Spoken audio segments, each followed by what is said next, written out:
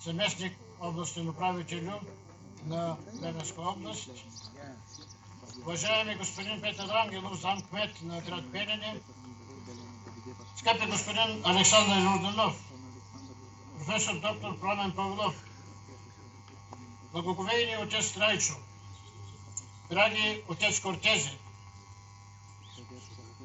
Тъй ще се обърна особено към негово превъзходителство, господин посланникът, удостоил тук с присъствието си, да имаме чест, и скъпи сестри и братя мюсюлмани и от други вероизповедания, както вече се спомена. И особено с отеческа обич се обръщам към Ваше превъзходителство, мили деца. Вие сте превъзходителствата. Вие ни превъзхождате. Вие сте тези, които ще отнесете нашите послания в бъдещето.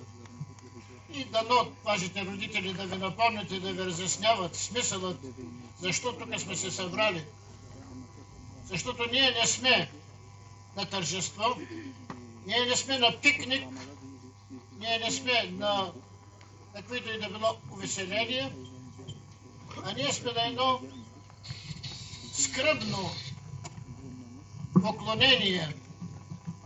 Ние сме на едно възпоменание за онова, което е бивало с надежда, то никога повече да не бива.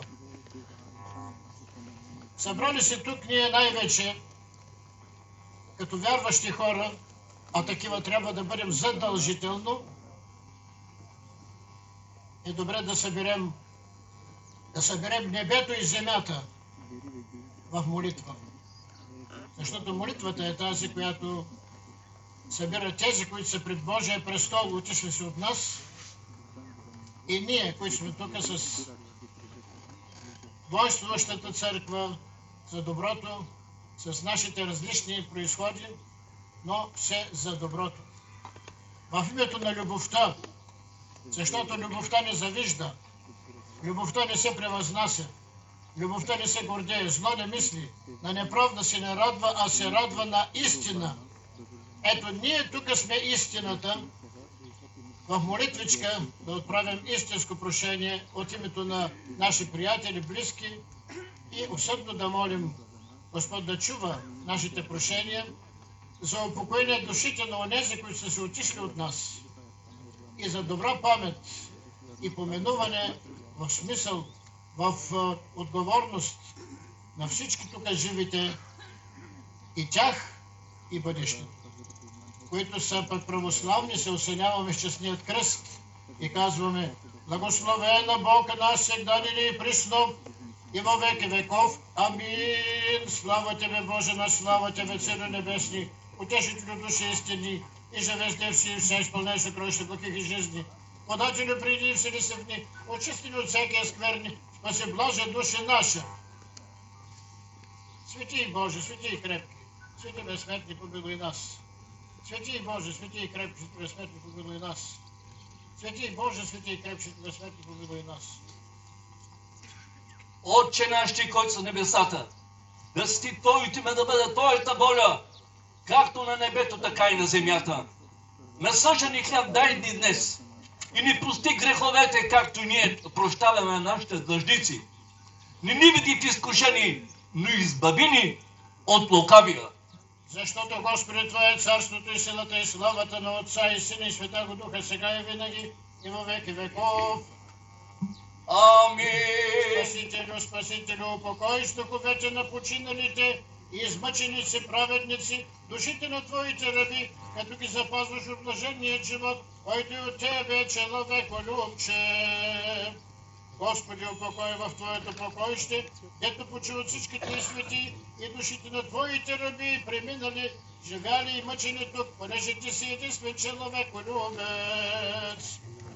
Слава Отцу и Сину и Светому Духу, Ти си Бог, който слезе в ада и разруши веригите на окованите, защото сам, за това и само упокой душите на Твоите раби, и сега и винаги, и във веки веков. Амин.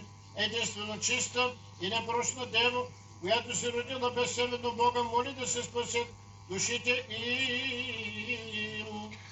Милуй нас, Боже, според великата си милост, молим Ти се, чуй и помилвай. Господи помилуй, Господи помилуй, Господи помилуй.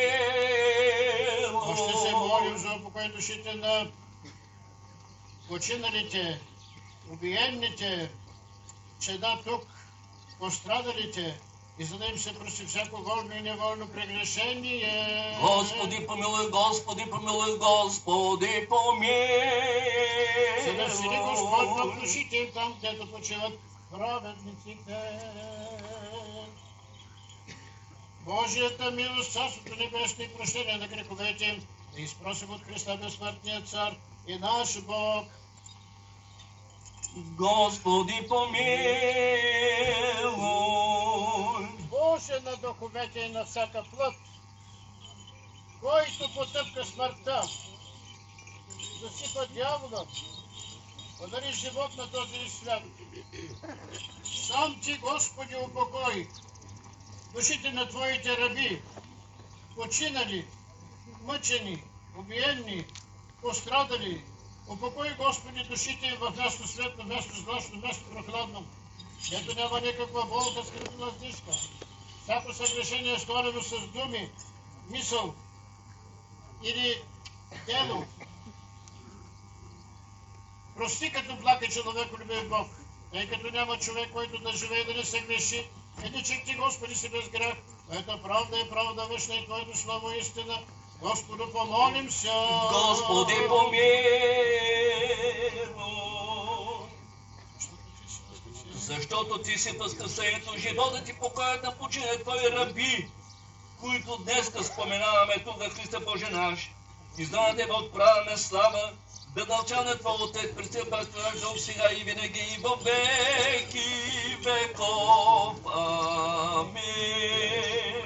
Кой спасе наш праведни ми раби Твои, и сия всели отвори Твоя, яко жееш писано, презирая яко благ прегрешения Ти, вольная и невольная, и всяя живеете ниги и неведения, човеколюбче. Слава Отцу и Сину и Святому Духу, и ныне и пресно и во веки веков. Амин. Одеви восияви миру, Христе Боже, Сине свете Тою показави, помилуй нас. И сподобите се нам слышанию Святого Евангелия, Господа Бога молим. Господи помилуй, Господи помилуй, Господи помилуй. Премудрост прости, услышим Святого Евангелия, мир на всички вас. И духови Твоему. От Йоанна Святого Евангелия чтение. Слава Тебе, Господи, слава. Вонме, рече Господ на юдеите, които бяха дошли при Него. Аз съм хлябът на живота. Който дохожда при мене, няма да огладнее, и който вярва в мене, няма да ожеднее никога. Но казах ви, че и ме видяхте и не вярвате. Всичко, що ми дава Отец, ще дойде при мен. И който дохожда при мене, няма да го изпъля вън, защото слязах от небето не за да върши моята воля, а волята на Отца, който ме е пратил, а волята на Отца, който ме е пратил е тая, от всичко, що ми е дал, да не погубя нищо, а да го възкреся последния ден. Тази е волята на оногова, който ме е пратил. Всякой, който види Сина и вярва в Него, да има живот вечен, и аз ще го възкреся в последния ден. Слава Тебе, Господи, слава Тебе. Со свети ми упокой, Христе, души раб Твоих, и деже незбелезни печални воздихание, но жизнь безконечная, а надгробное рыдание творящее песен. Аллилуйя, аллилуйя, аллилуйя. Сам един си, безсмертний, сотворили, создали човека земни, ума от земни создахом се, и в землю тую жде пойдем, яко же повелене си создави имя и реки ми, яко земля еси, и в землю отидеш, а може все човеци пойдем. Надгробно е ридание творяще песен. Аллилуйя, аллилуйя, аллилуйя. Слава Тебе, Христе Боже, упование наше, слава Тебе. Слава Отцу и Сыну и Святому Духу, ныне и присно и во веки веков. Аминь. Господи помилуй, Господи помилуй, Господи помилуй, Христос истински Бог наш, който владее над живи и мъртви, възкръсна от мъртвите по молитвите на Своята пречиста непорочна Свята Майка, на светите славни и всехвални апостоли, на преподобните и богородни наши отци и на всички свои светии, да настаним душите да преселят от нас. Всички от века представили се и тук пострадали, убиени, страдавши и всех зде, добре молящих се о Отечество наше, да настани душите им, вселенето на праведните и да ги упокои в ланото на Авраама, да причисли към праведните нас да помилва, защото е благ и човеколюбец. О блаженном успение вечни покой, подаш Господи, блаженно почивших, убиенных, пострадавших, всех отнине и от живущих и добре потрудившихся во вещи сей и сотвори им вечную память.